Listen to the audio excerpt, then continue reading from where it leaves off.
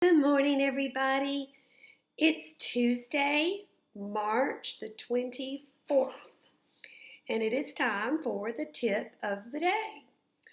One thing I forgot to do yesterday on my video was I forgot to do something that I'm hoping you and your parents can review really pretty often, and that is, what's your name?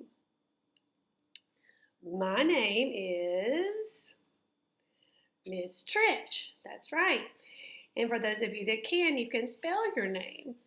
And you can work on spelling your first and saying your first and last names. A lot of you can spell your first names, but you don't know your last names yet. So that would be a great thing to practice. The other thing is, are you a boy or a girl? I'm a girl. And how old are you? Most of you, actually you vary in age because this is my tip of the day. So you're anywhere from 3 years old up to about probably 9 or 10. So anyway, I hope you'll practice those skills while you're at home with your family. Today I'm going to talk about just some general fine motor tips to help you with writing and cutting. I was going to suggest that you maybe just set aside 10 minutes a day to practice, specifically writing and cutting, because it can be more tedious and something that you might not like to do as much as other things.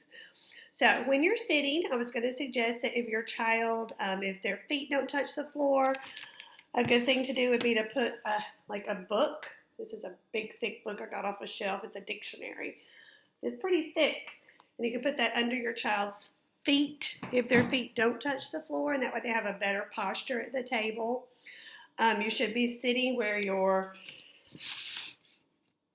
forearm is kind of on the table and your wrist rests on the table.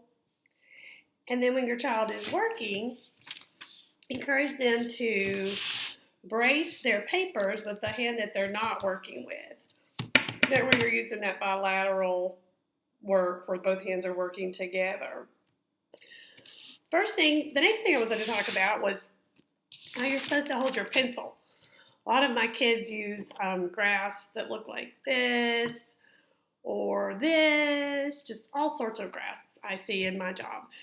So I was going to encourage everybody to really work on fixing their grip.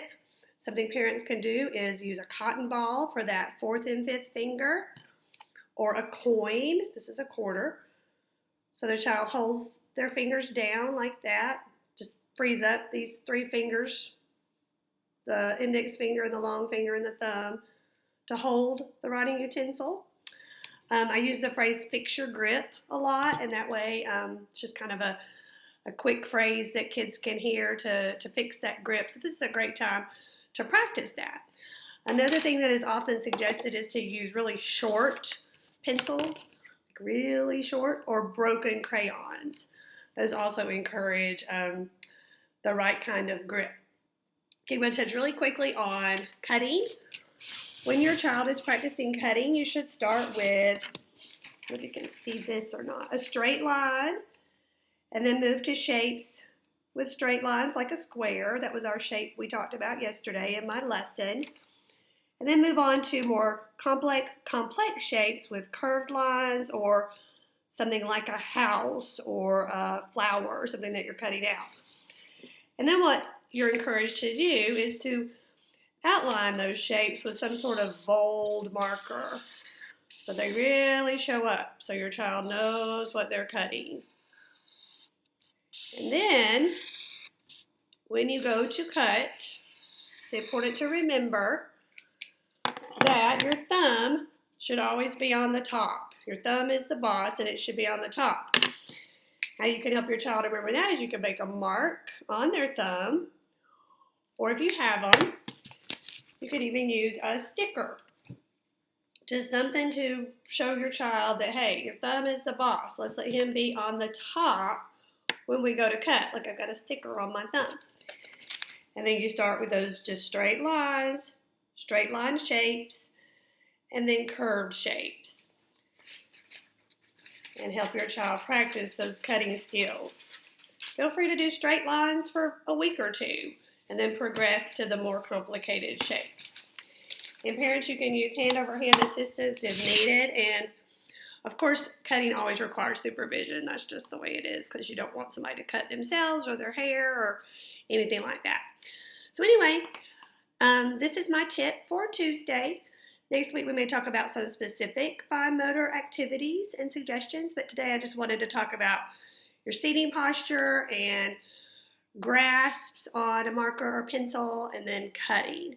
And remember, like I said earlier, just think about maybe 10 minutes a day. It doesn't have to be a whole lot, but a little bit would be great. All right, I hope you guys have a terrific Tuesday, and I will see you tomorrow for Wednesday's tip of the day. Bye-bye. That was a longer tip of the day.